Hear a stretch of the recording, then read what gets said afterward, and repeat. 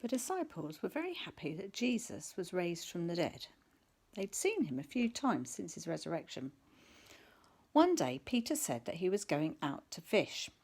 Thomas, Nathanael, James and John and the two other disciples went with him.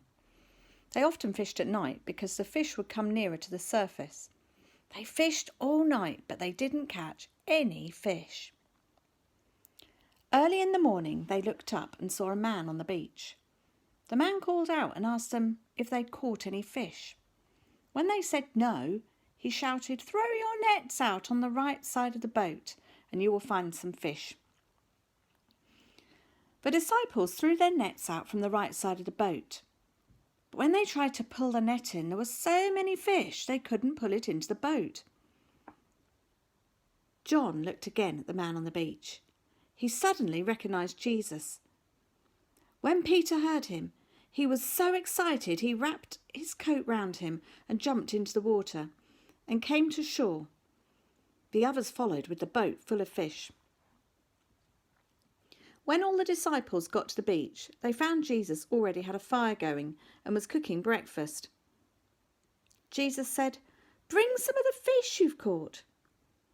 They caught 153 big fish. They had plenty of bread and fish to eat.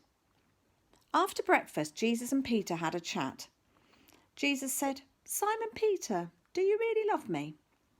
Peter answered, "Yes, Lord, you know I love you." Jesus said, "Take care of my lambs." Jesus asked again, "Peter, do you really love me?" Peter answered, "Yes, Lord, you know I love you."